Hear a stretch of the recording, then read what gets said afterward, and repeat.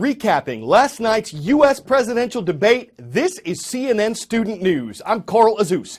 Suspense has been building for weeks. The size of the TV, online, and social media audience was expected to be historic.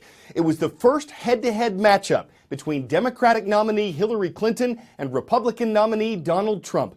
There are other candidates. Why just those two on the debate stage? Because to take part in a U.S. presidential debate, the Commission on Presidential Debates requires candidates to have the support of at least 15% of voters in national polls. Only Mrs. Clinton and Mr. Trump had that. And in those polls, they are neck and neck. In CNN's average of 5 of the most recent national polls, Clinton had the support of 44% of likely voters. Trump had the support of 42%.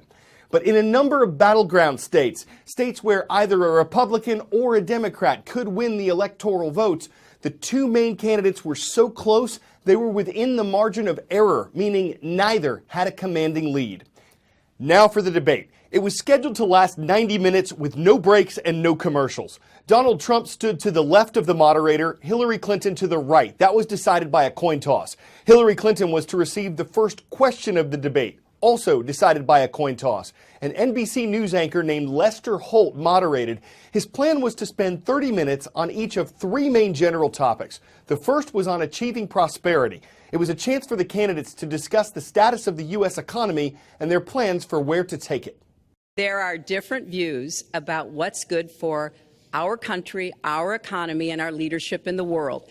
And I think it's important to look at what we need to do to get the economy going again. That's why I said new jobs with rising incomes, investments, not in more tax cuts that would add $5 trillion to the debt. But you have no plan.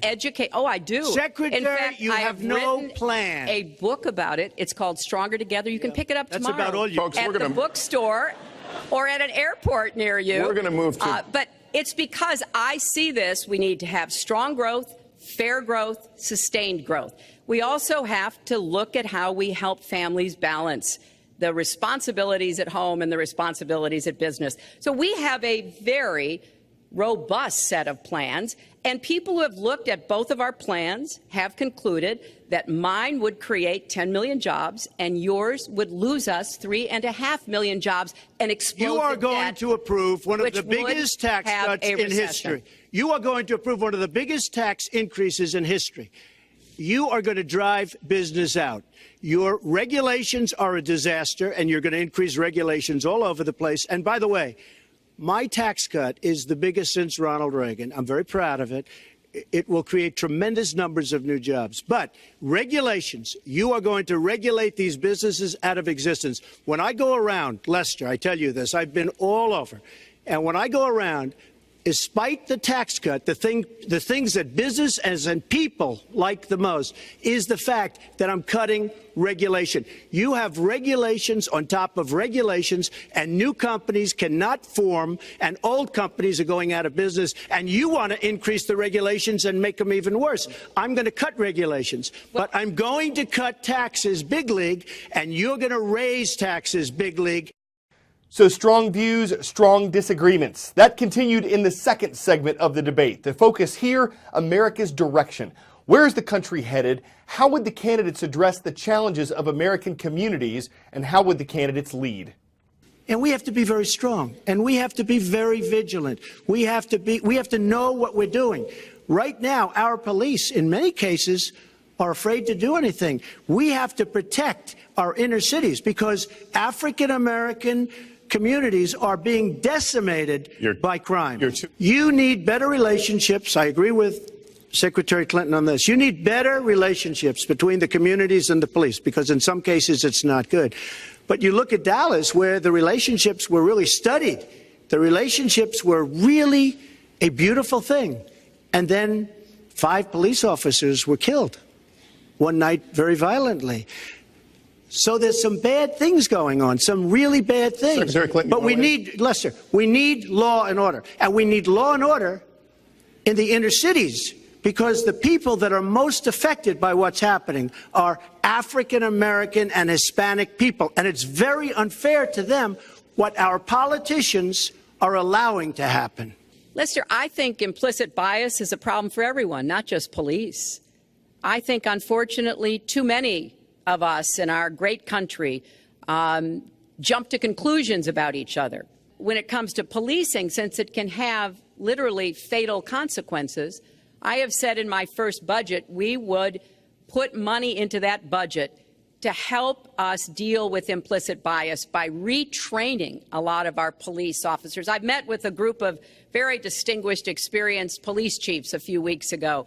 They admit it's an issue. They've got a lot of concerns. Mental health is one of the biggest concerns because now police are having to handle a lot of really difficult mental health problems on the street. They want support. They want more training. They want more assistance.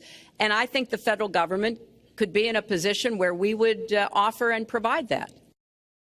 And that brings us to the third planned section of the showdown. Securing America was the theme here. How do Hillary Clinton and Donald Trump plan to keep the country safe? And what are their visions for the future of U.S. foreign policy, how it works with other nations of the world? How do we protect our people? And I think we've got to have an intelligence surge where we are looking for every scrap of information. I was so proud of law enforcement in New York, in Minnesota, in New Jersey. You know, they responded so quickly, so professionally to the attacks that occurred by Rahami, and they brought him down. And we may find out more information because he is still alive, which may prove to be an intelligence benefit. So we've got to do everything we can to vacuum up intelligence from Europe, from the Middle East. That means we've got to work more closely with our allies. And that's something that Donald has been very dismissive of. We're working with NATO, the longest military alliance in the history of the world, to really turn our attention to terrorism. We're working with our friends in the Middle East, many of which, as you know, are Muslim-majority nations.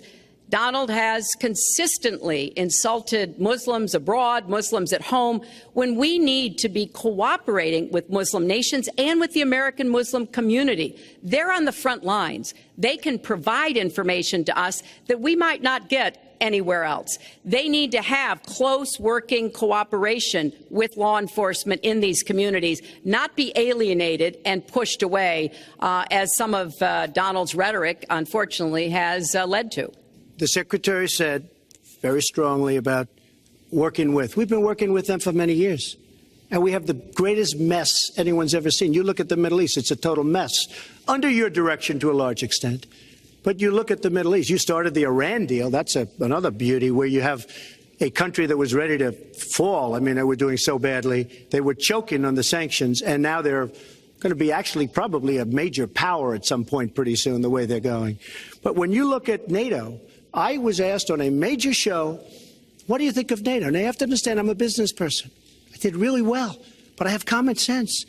And I said, well, I'll tell you, I haven't given lots of thought to NATO, but two things. Number one, the 28 countries of NATO, many of them aren't paying their fair share. Number two, and that bothers me because we should be, yes, we're defending them and they should at least be paying us what they're supposed to be paying by treaty and contract. And number two, I said, and very strongly, NATO could be obsolete because, and I was very strong on this, and it was actually covered very accurately in the New York Times, which is unusual for the New York Times, to be honest. But I said they do not focus on terror. Two very different candidates with two very different views on the future of the U.S. presidency. There's no debate about it. There are two more presidential debates scheduled and one vice presidential debate. All of them are set for next month, and CNN Student News will continue to follow the people, the polls, and the process moving forward in this U.S. presidential election cycle. I'm Carl Azus. We hope to see you again tomorrow.